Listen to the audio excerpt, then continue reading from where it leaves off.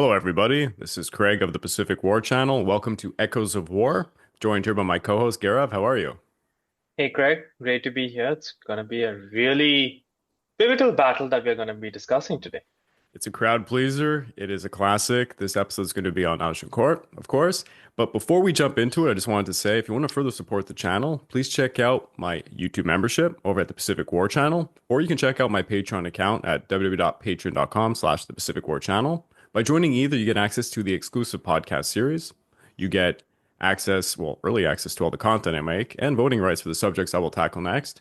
And the most recent episode, for those curious on the exclusive podcast series, is the story of how some Norwegians sabotaged the Nazi nuclear program during World War II. So yeah, it's a lot of fun. It's like a little micro episode there at a squad level.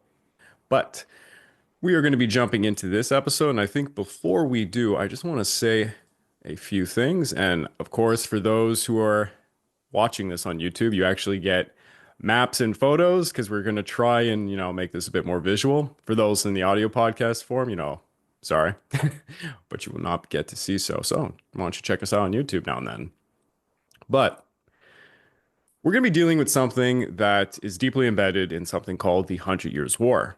Now, for those who don't know about this, although I think almost everyone does, it was a conflict between England, France, and actually others that get involved at some points. And it was, also a civil war for France during the late Middle Ages. It arose from a ton of feudal disputes regarding the Duchy of Aquitaine, and it was sparked by Edward III and, England's claim to the French throne. The war would evolve into a large. Oh, I would just say it all started actually from 1066 with the Norman conquest of England, I mean, since it yes, of did create course. You the could go all the way it back then, created yeah. a it did create a paradoxical relationship where the English king, is the Duke of Normandy, but also so officially he has to pay homage to the French king because Yep. of his holdings, but he's also the master of his own realm. Yeah. It's actually That's it's so much more complex than I'll even lead it to be saying here because I am not good at Middle Ages history. I'm aware of this battle. I'm aware of the Hundred Years' War because, we do learn that even at the high school level because it has implications on Quebec history too and stuff later on. But the war certainly evolves into a very, very large conflict. It's both militarily, economic in nature, and political, of course, as many different factions struggle to kind of dominate Western Europe, and this drives nationalism on both sides. And I mean, it changes the course of global history multiple times. It's probably, I don't know, Gareth, is this like the most important war for Europe in European history? I don't know. Kind of. It's hard to say, right? Because there are so many other contenders. Even if you go back to the Yeah. ancient times, why not the Roman conquest, since that's the Yeah, of foundation of course. It's the West. foundation. Yeah. But it is definitely pivotal. Yeah. It changed, and let's put it like this. You saw the change of ruling dynasties of both countries in this war. Definitely. And despite the fact it's called the Hundred Years' War, it technically spans more than 100 years. I guess it's like 116 or something like that.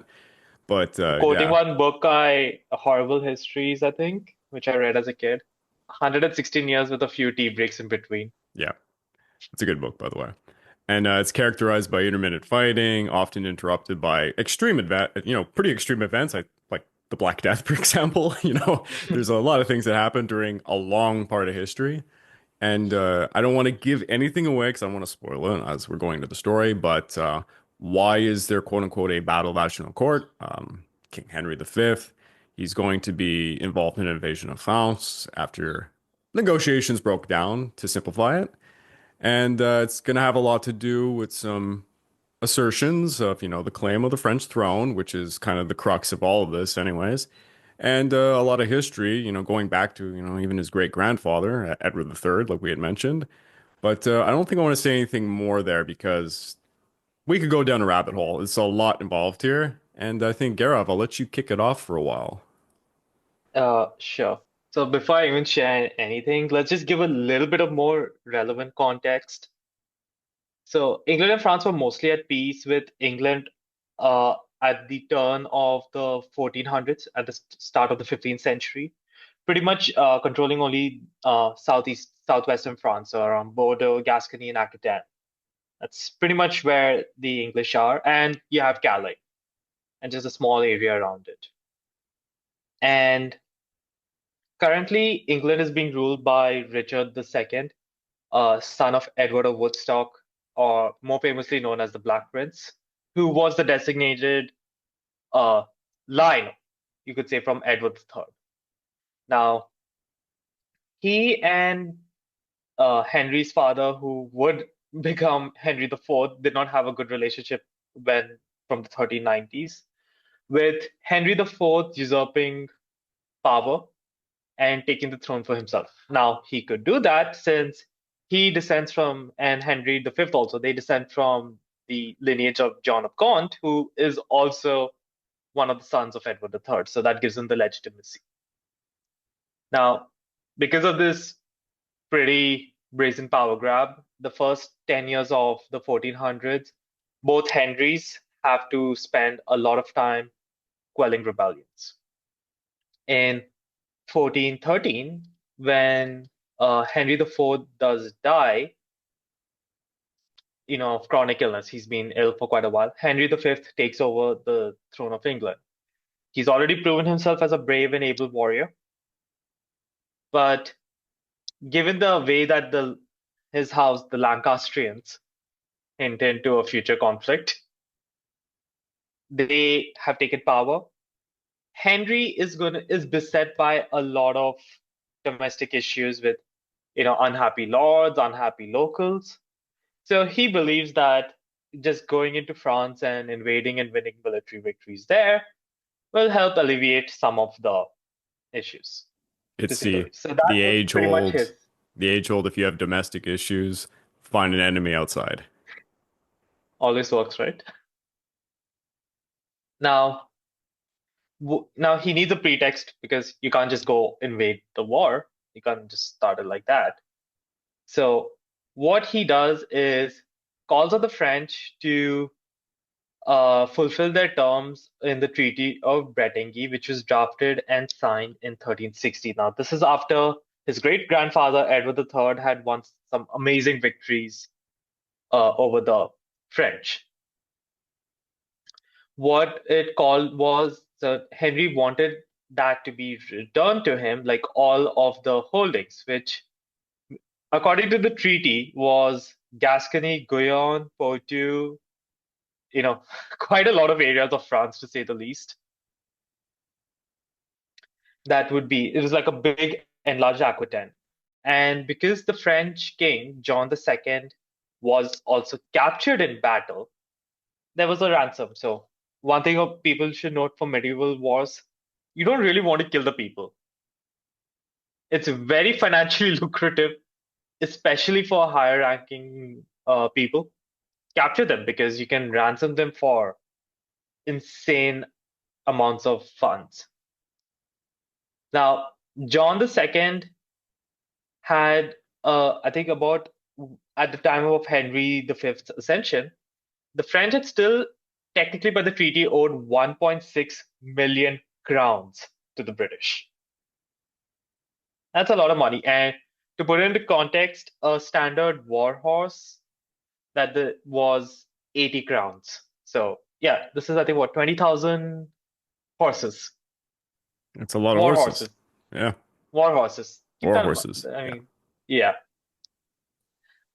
Now, so Henry calls a council and wants to do this, but initially when he calls the councillors of England are like, no, let's not really, let's just continue negotiating. So what Henry offers is, okay, you guys got to give me the outstanding amount for the ransom of King John II. You have to give Aquitaine, which was promised per the treaty, so pretty much all of southwestern France. And on top of that, he demands the lands in Anjou, Brittany, Flanders, Normandy, and Touraine as well.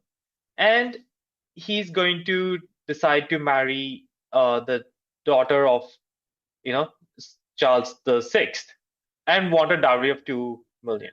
So I think for the map that you show, Craig, pretty much just keep like around central and eastern France.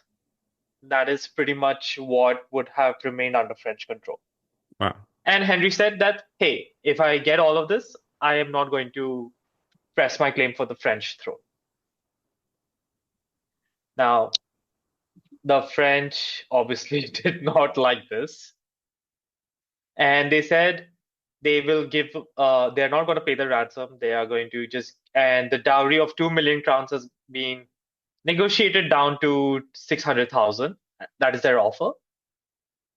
And they're just going to give an enlarged Aquitaine, nothing more. All the other territories go away.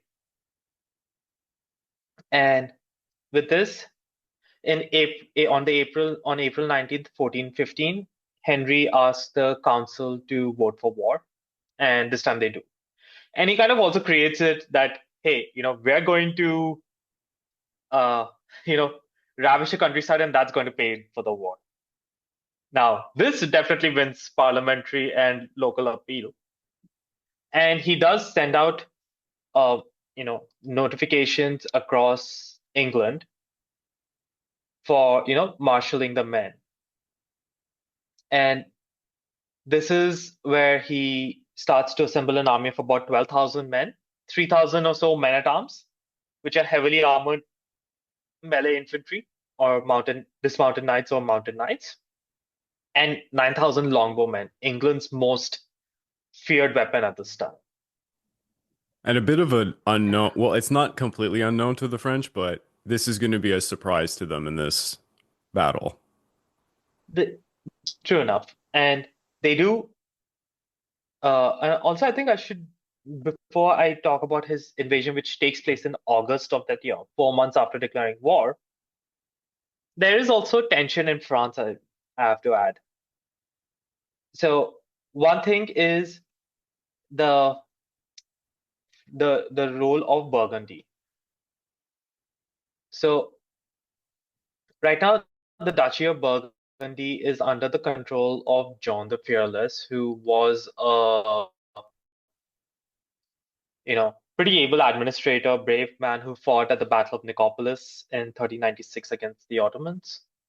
Now, he is getting involved in the politics of the French throne, and considering he has the enlarged Duchy of Burgundy and the County of Flanders, which is really prosperous and rich, and it's a pivotal trade link between England and France. He starts getting influence in court and he clashes. So there's actually like a sort of civil war going on in France between the factions of the Burgundians, who are, they want to stop the war with England for good so that the trade and thereby their pockets are aligned. And then you have the Armagnacs, who rally around the Valois family, and they want to press for the war to end in French favor. So they want to continue the war.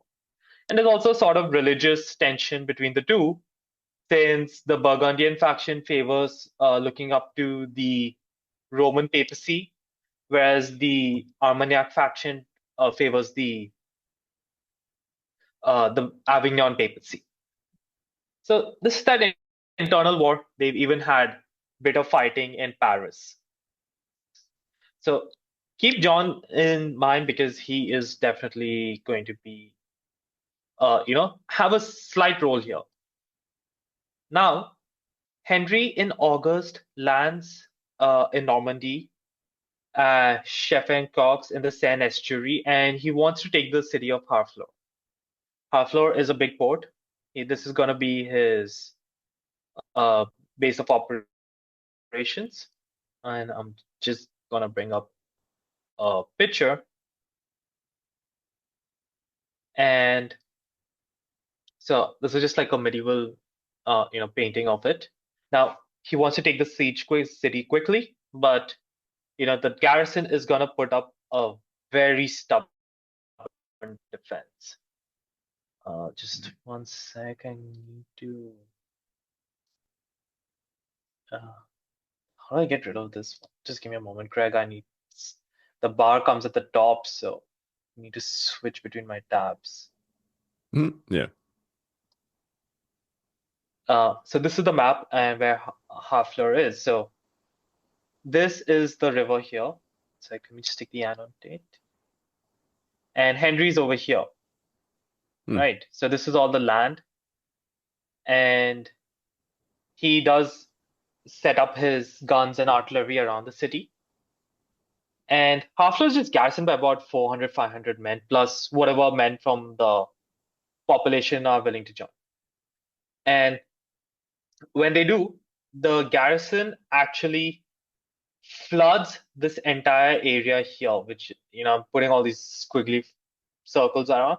And now this is pretty important because as they provide very dogged defense, and August turns into September, now you have this kind of damp summer heat coming in, which creates this entire inundation area as a big quagmire.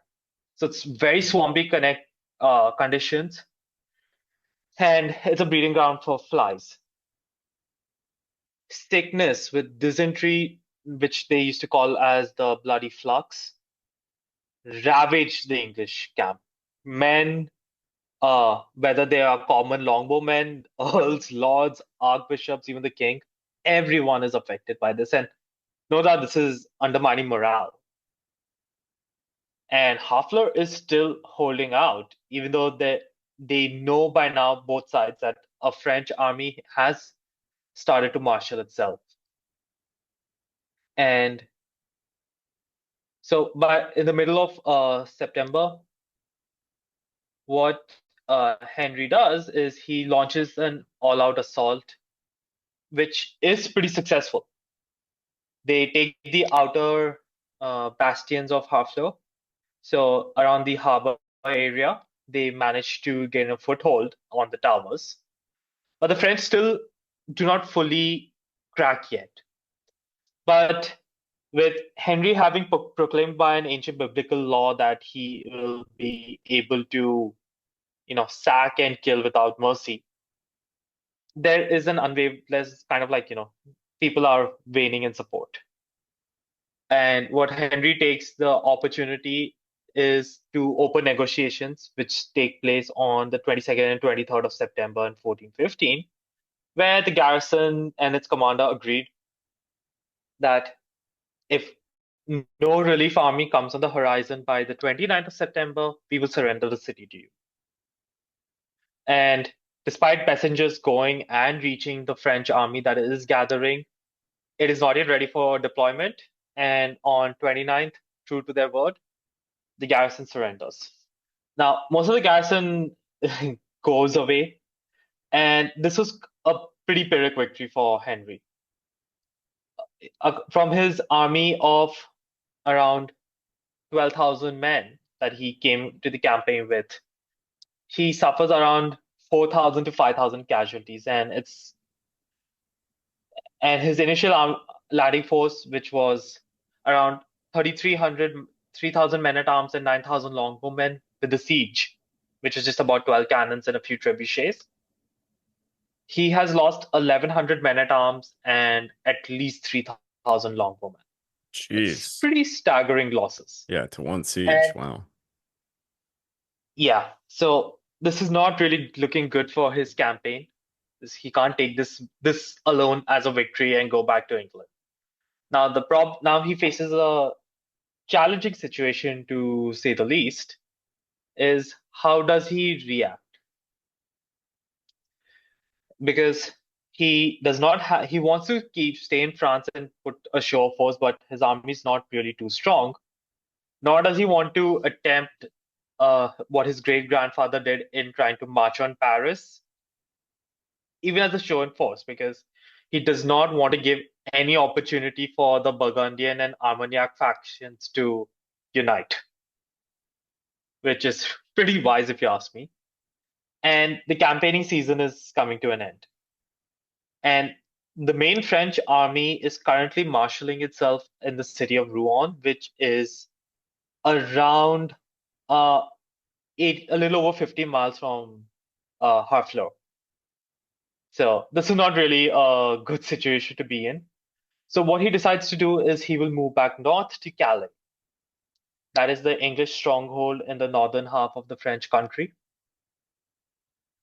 And he actually will reject the option of going via sea. He sends the ships, regardless, to protect them, but he wants to march through the French countryside and burn and pillage, a sort of chevauchée, the devastating raids that used to be launched by the English in France as a show of force. Now, the problem is when he reaches the Somme estuary, that's where he sees there's a big blocking force that is just waiting for him. Just have a map of his entire advance. I think that'll really be useful. Just tell me, Craig, if the map is here. Yeah, it's up. So this is a really good map. As you can see, he starts marching from Harfleur on the 8th and 9th. And keep in mind, he's left about 1,200 men, around 300 men-at-arms and 900 longbowmen to garrison the town. So it's more fortified than before, considering the initial French garrison at his siege was about a few hundred men. And he has no problem really marching up till the River Somme. Now, it's at Abbeville he runs into his first problem. That is, across the river, on the other side of the ford, is the advance guard of the French army under the Constable of France, Charles d'Albert.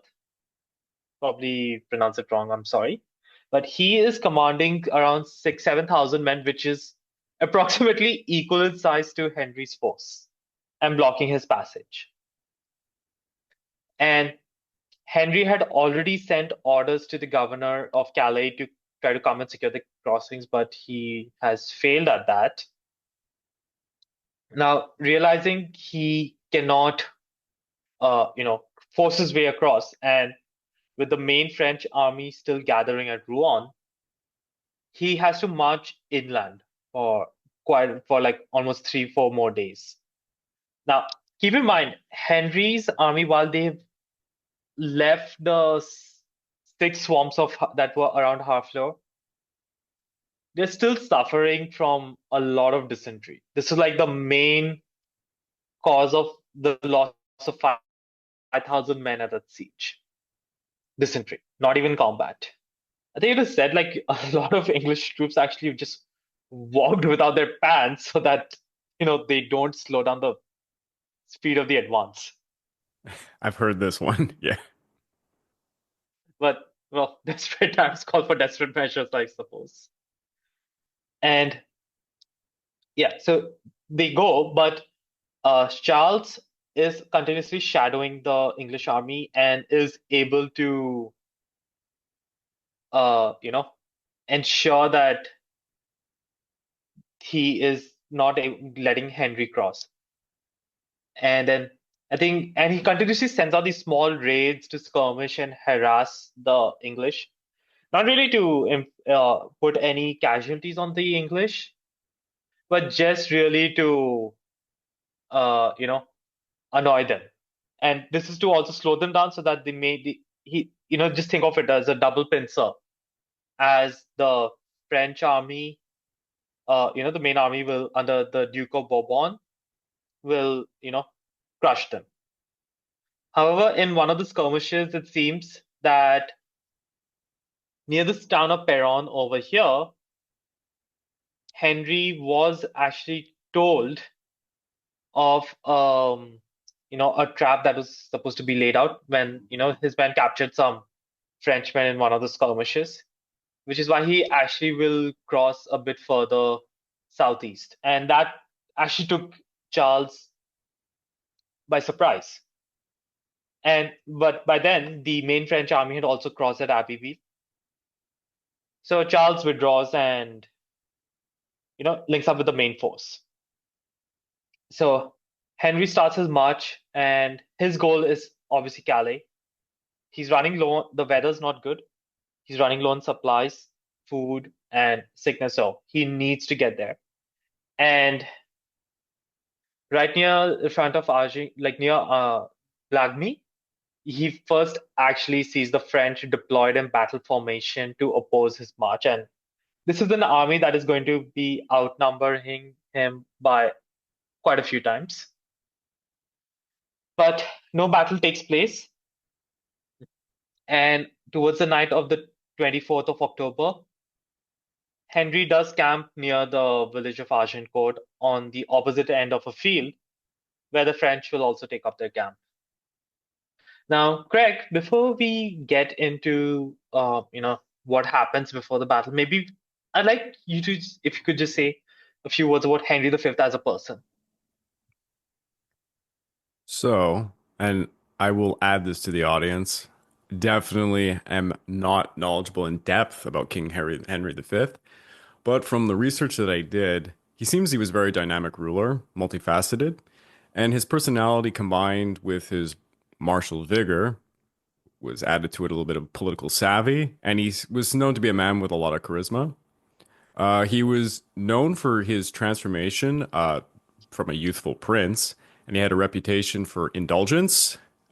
But later on, as he would age, he become quite disciplined and a very focused king. I think that was a surprise to many, maybe. He really epitomized the ideal medieval monarch when he did take the crown. He was deeply pious later in life, and it shaped him with a sense of duty and justice.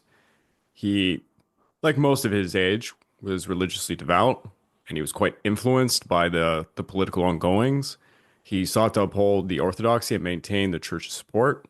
He was an astute strategist, which is definitely something I know about, given the battle at hand, both on and on the battlefield for that matter. He's very decisive, and he had a lot of confidence.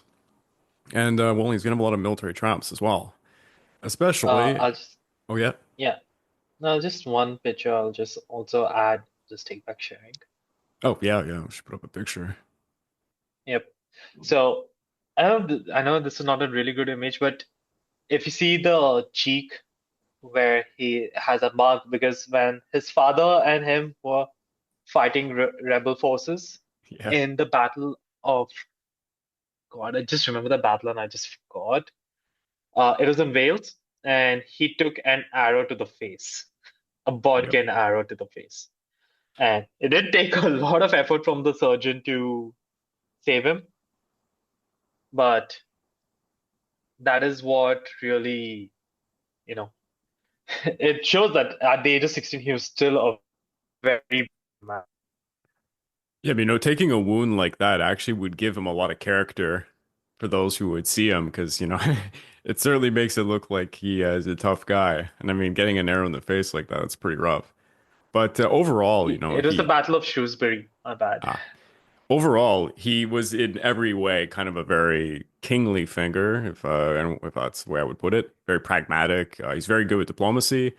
And he would be able to reconcile, former adversaries to try and stabilize a very chaotic realm because he lived in a very chaotic time. Very charming, intelligent, and he had a lot of determination. Yeah, that's what I could say about him. Thanks, Greg. It's pretty like, I think he's definitely like the best military monarch of the Hundred Years' War. I mean, I would put him above his great grandfather Edward III, who did command the brilliant victory at Crecy. So that is, some standard he set. Now, so let's just talk a little bit about the battlefield before. So if you see, the village of Agincourt is here. It's on the west, and Tranmere Court is around here. We're not exactly sure where the exact field and all was, so they give it a little bit of grain of salt, but we know the broad area. And the English were Maison Claise. That's where the English camp was. That's where the baggage train was.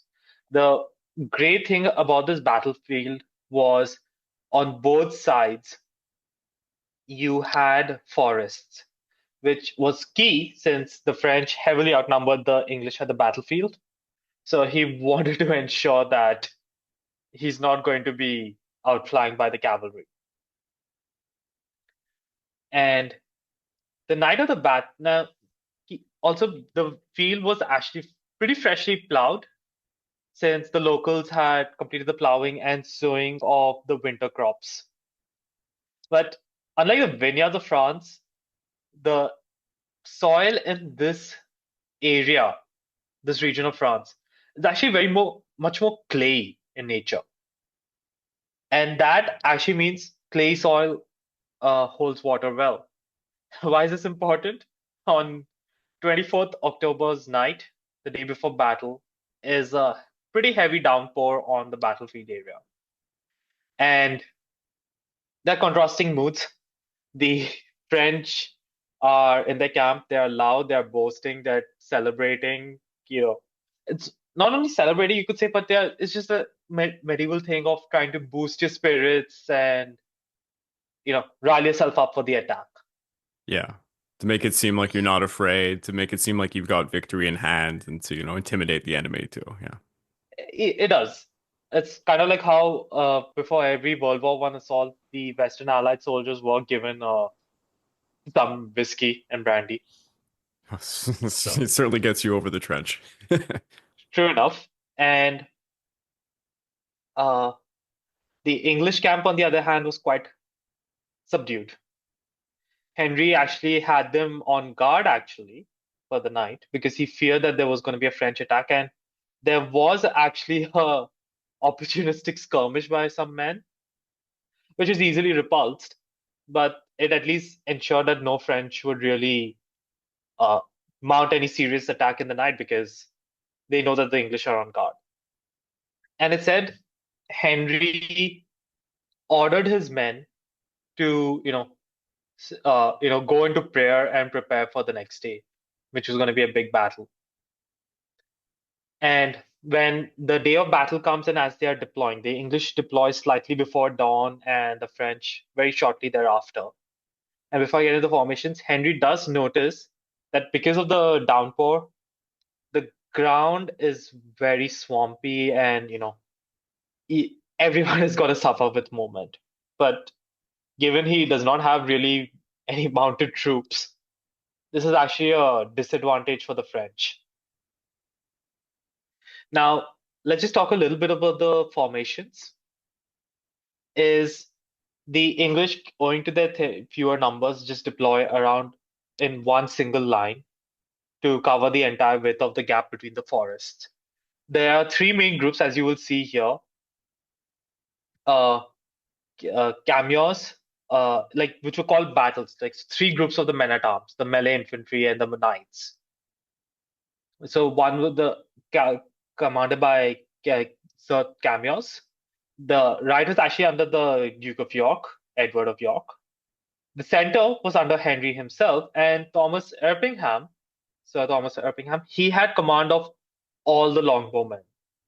The English army was pretty lopsided in its composition for this battle, as around 5-6 of their men were the longbowmen, lightly armored but devastating missile units.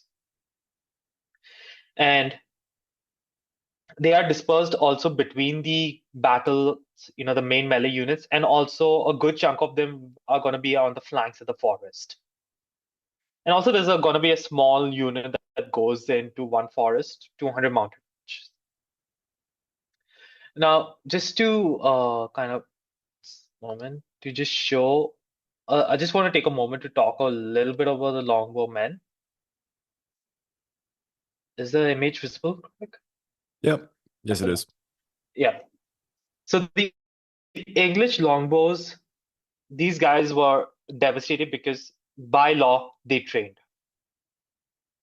Every week, every man in every shire of England since the 1250s had to train once a week. So whenever the English would go on campaign, you actually had a really good, capable body of men that can be relied upon to draw this weapon. As you can see, they'll have a helmet, they'll have the wrist guards and other equipment, and the main melee weapon is pretty much just a dagger. But their main weapon is obviously the powerful yew longbow with a quiver of 48 arrows per man. And it is said that the most strong and powerful men who's well trained, they can knock and draw and fire 12 arrows a minute. Now, that's pretty much considered the assault rifle or miniguns of the ancient era. I can It's attest to the audience because I do archery, as does my wife. That's especially for those bows, which are not composite, but like those are hard bows to draw. That would be hardboard bow. intense. These guys are pretty bulky. Yeah, and but it does add that as it's a longbow, their reach and pull potential is far better than any standard bow, which gives it a lot more penetrative power.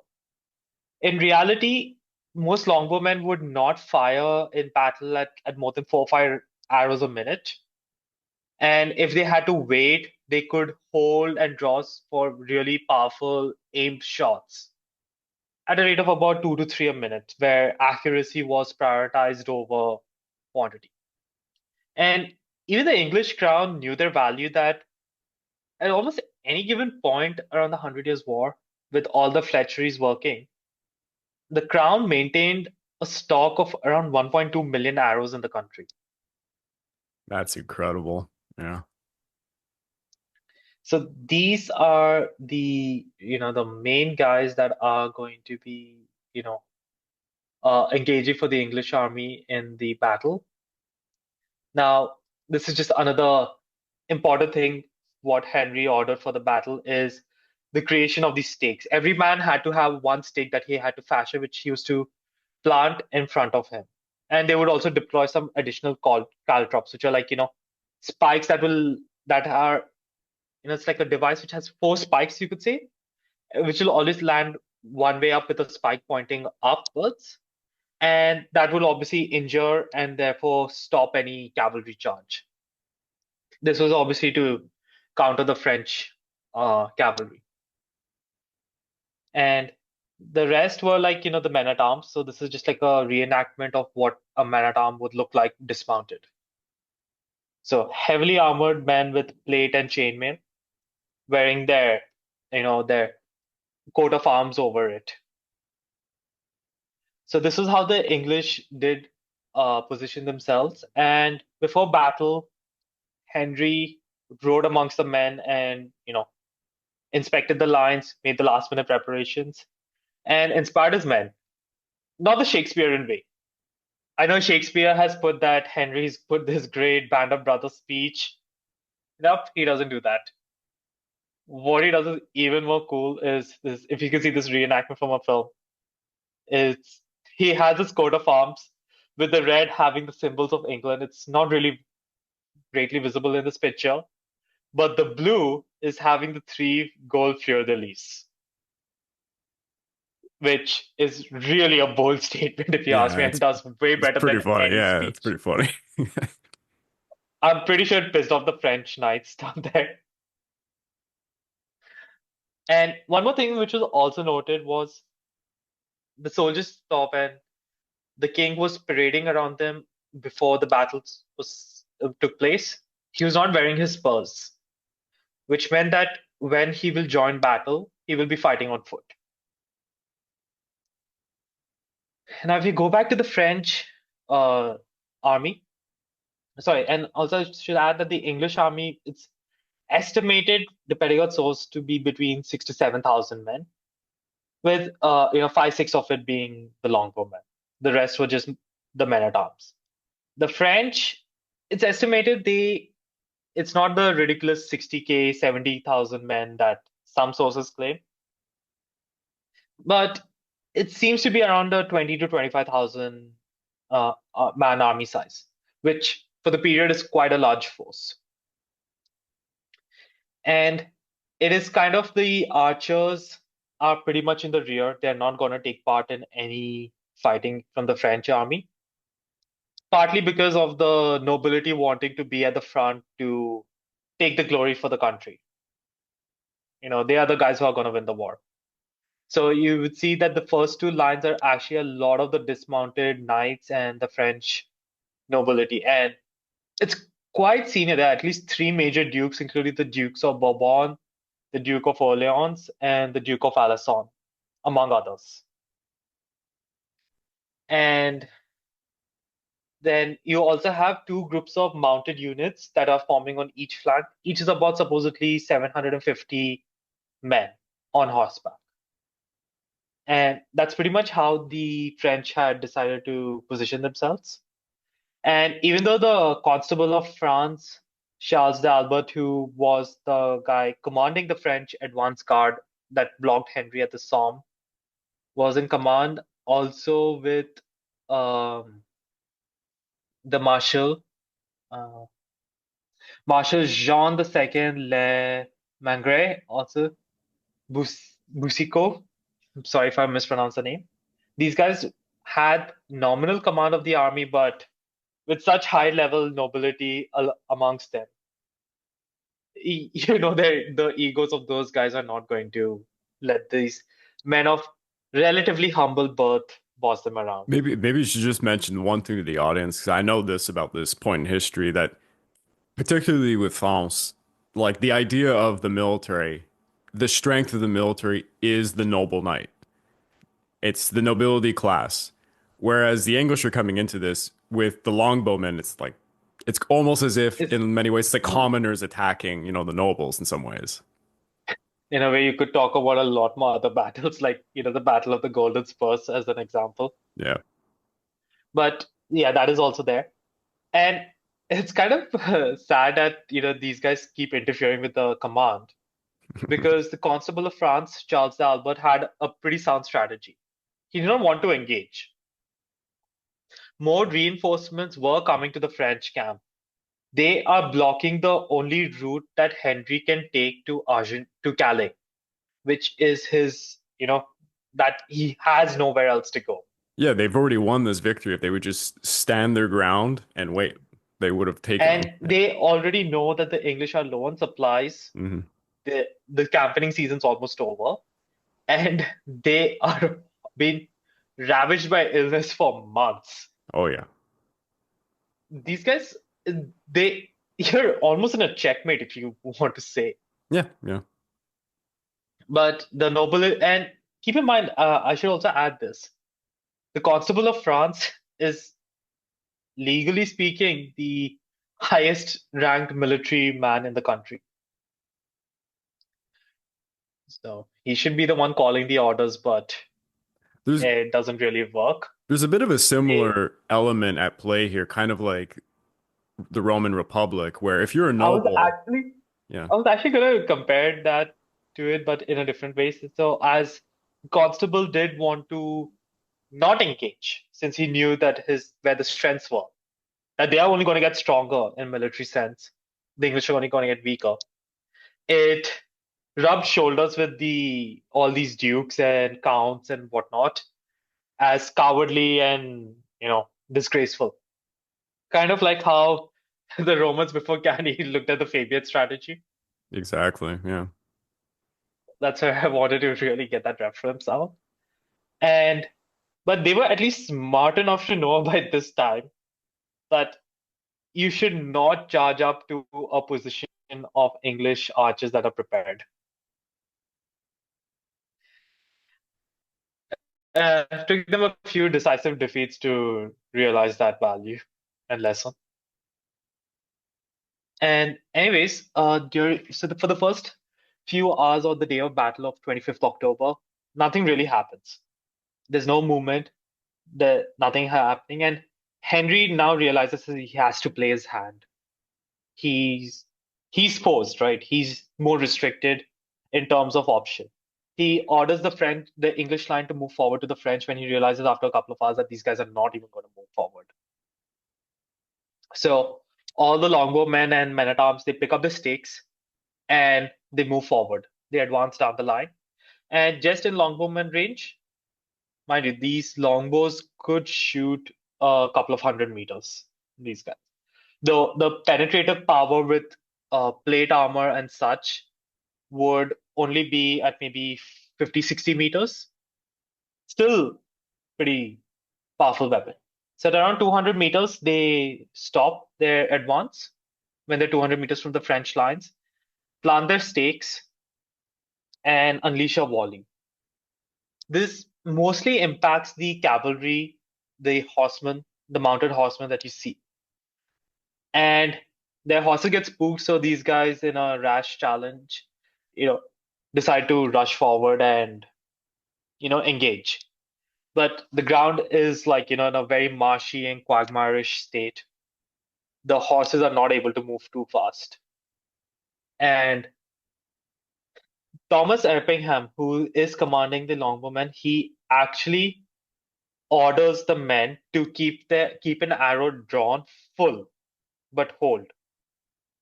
And when they come, when the knights are very close, that time he unleashes a full power volley on these guys.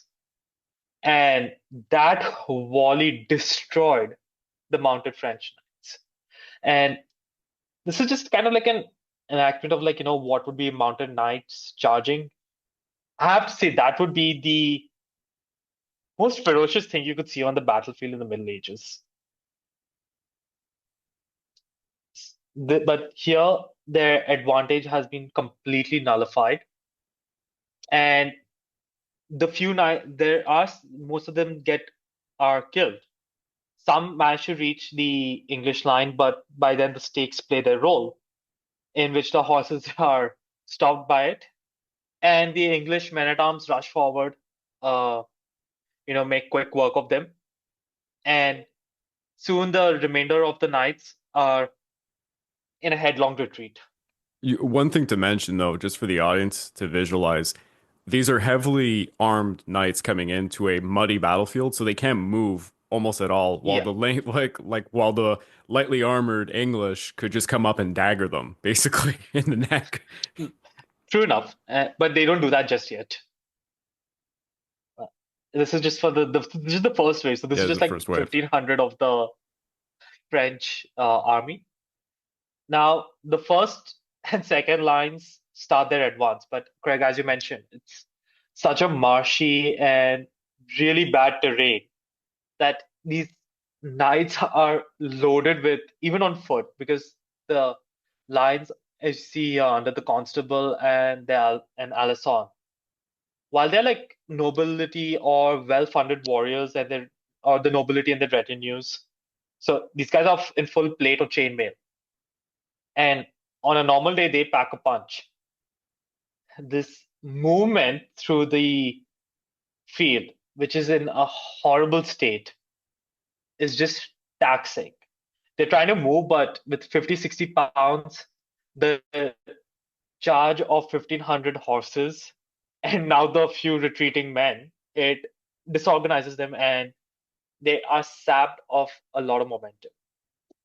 The English longbows open a devastating volley series, which no doubt causes casualties.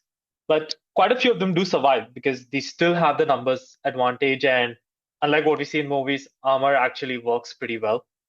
Especially against Especially, bows. yeah, and especially even more so with plate armor, which was Hmm. the at least a good chunk of the knights by this time in Europe could actually afford a full set of plate armor.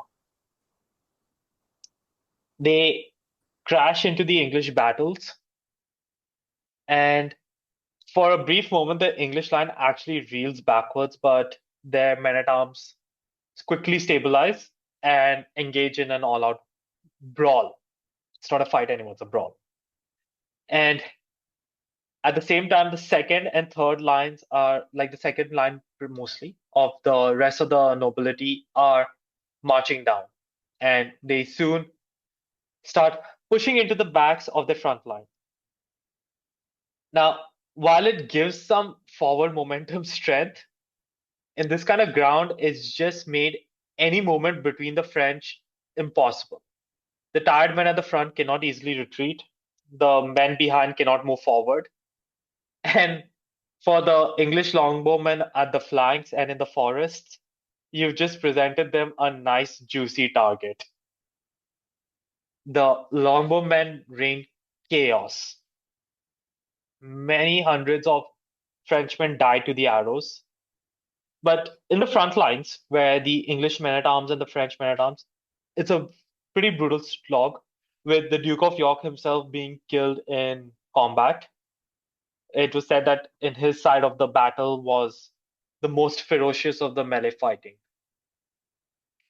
And King Henry himself also fought, and nearly died, with some French knight getting a part of his crown in battle.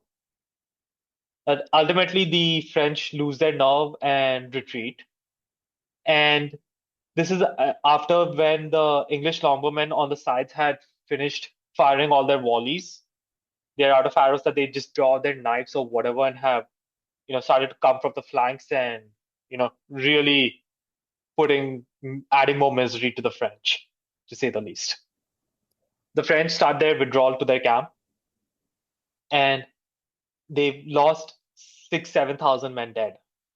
And the English take a few thousand prisoners as well. And this is including the Dukes of Alençon, Bourbon, and the Marshal Boussiot.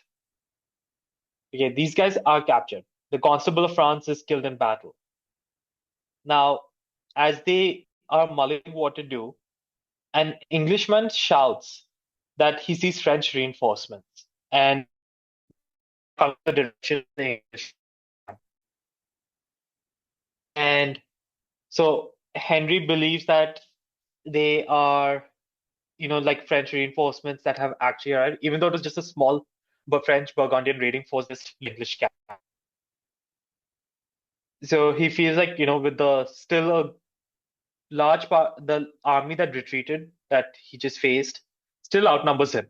He has a few thousand prisoners with him. And now with the possibility of reinforcements, it's not a good situation he's in. And he orders 200 longbowmen to butcher most of the French prisoners in cold blood. They are killed, which just adds to the insane death toll of 6,000 men that the French already suffered. The English casualties were remarkably light. Some sources go as low as 120. This is including the longbowmen, to as high as only 600. That was the Battle of Agincourt, and the butchery of their comrades really, shook the morale of the French, and they made a complete withdrawal from the area. Now, one thing before I get into the march to Calais, where were the ranged units of the French? Why didn't they fight? They had about 7,000 of these men. The rain before the battle on the night of 24th October ensured their non-participation. Since the English used the longbows, they could unstring their bows and keep the strings in special pouches, which kept them dry throughout the rain shower. This ensured that on the day of the battle, that the strings are completely unmolested by the weather, and this has not compromised the drawing strength and thereby the penetrative power of these bows. The French, on the other hand, use crossbowmen. The crossbow, you cannot remove the string mechanism, and that pretty much ensured that their was already range to the British would be even used. So it was probably good for in terms of the body to put them at the area. But that's why they did not participate. So with this magnificent victory, Henry does much to Calais, but more importantly, that night the two dukes he captured, the Dukes of Alençon and Bourbon, they had to suffer the horrible treatment of waiting on the king at his dinner that night. Oh boy. You can imagine that pretty much went down pretty well with them. So it is said that according to some historians, there were the French lost around 90 to 120 great lords, which included some 3 dukes, 9 counts, 1 viscount, and an archbishop. The Constable of France was killed, an admiral, and also the master of the crossbowmen, along with his 3 sons, and several to-be marshals and members of the royal household were also. So, in terms of nobility, this is like catastrophic loss. Would recover, but still a pretty brutal mauling. The immediate aftermath is pretty simple. Henry managed to march to Calais, and by November, he and a good chunk of the army set sail for home. And for the next couple of years, actually pretty minimal fighting in France by the English. But in a political sense, this was a major victory for England because it solidified Henry's domestic grip on power, which is something that was shaky with his father's ascension. However, the French were demoralized and shaken, and you still had the intense rivalry between the Burgundian and Armagnac faction. And the truce that had existed when Henry landed actually broke down in the aftermath of Agincourt. It actually would lead to the fact that Burgundy would soon actually start to ally itself openly with the English. And 18 months later, Henry is, you know, landing again with another army, and this time he's way more successful. That by 1420, they signed the Treaty of Troyes, which actually could have ended the Hundred Years' War, because legally it meant that Henry would and his heirs are now going to inherit the French throne. So that was the power of what Agincourt did accomplish, and it ensured, even though his greatest political and military triumphs in a way was still yet to come, Henry's name would be remembered through history. That's, folks, is the Battle of Agincourt. All right. And before we let everybody go, I just want another reminder. If you want to further support the channel, please go check out the YouTube membership at the Pacific War Channel, or you can join the Patreon account at www.patreon.com/the Pacific War Channel. By joining either, you get access to the exclusive podcast. You also get early access to all the content I make and voting rights for the subjects I will tackle next. Garov, this has been awesome. It is, of course, one of the greatest battles in the history of Europe. It's a lot, it was very exciting, and I always love hearing it.